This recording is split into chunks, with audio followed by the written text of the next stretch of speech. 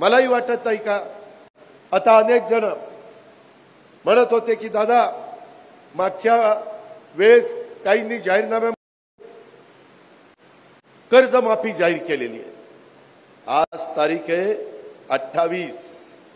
मी या कार्यक्रमाच्या निमित्तानं महाराष्ट्रातल्या जनतेला स्पष्ट सांगतो, 31 तारखेच्या आत आपापले पैसे भरा पीक कर्जाचे। त्याच्यामध्ये जे काही सांगितलेलं होतं ते प्रत्यक्षात कृतीमध्ये येत नाही। कारण 7,20,000 कोटीचा 20,000 नाही 7,20,000 कोटीचा अर्थसंकल्प सादर करत असताना जवळपास थोडे कमी 65,000 कोटी रुपये 3, 5, 7.5 वीज माफी म्हणजे तुम्हाला माफ आहे, पण तुमच्या आम्ही महावितरणला भरतोय। आम्ही म्हणजे कोण? सरकार। आणि माझ्या लाडक्या बहिणी त्यांच्या 1,500 प्रमाणे त्यांना 45,000 कोटीची तरतूद करावी लागलेली आहे। ही गोष्ट ध्यानामध्ये घेतली पाहिजे।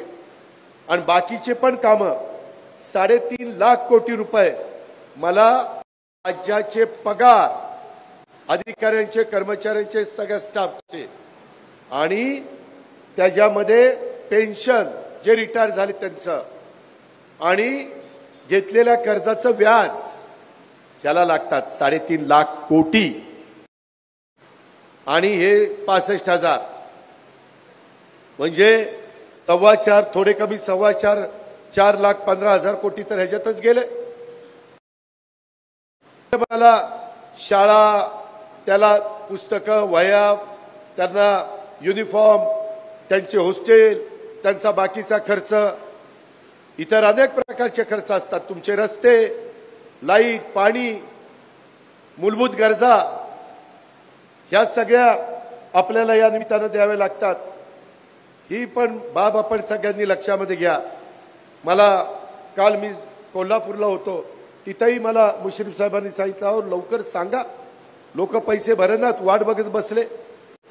आणि त्याच्यामुळं परिस्थितीनुरूप आम्ही पुढचे त्या ठिकाणी परिस्थिती नाही। त्याच्यामुळे या वर्षी पण पुढच्या वर्षी पण घेतलेल्या पीक कर्जाचे पैसे भरा। मी मात्र एक केलं, जे पीक कर्जाच्या करता 0% व्याज करता तुम्हाला जी मदत व्हायला पाहिजे आणि बँकेला त्यांचे जे काही टक्के भरावे लागतात ती सगळी रक्कम जवळपास 1,000 ते 1,200 कोटी रुपये आहे, ती मी बँकांना पास ऑन केलेली आहे। मी म्हणजे मी एकटा माझ्यावर नाही, मी देवेंद्र राऊतांनी, नाहीतर तुम्हाला वाटायचं हे काय मी करत चाललेलं आहे, तिघांनी मिळून ते केलेलं आहे।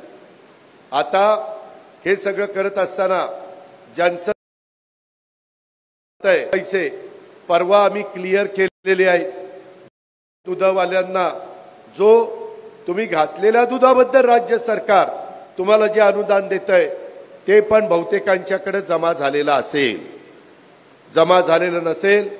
चेअरमन कुठे गेले? जमा झाले हा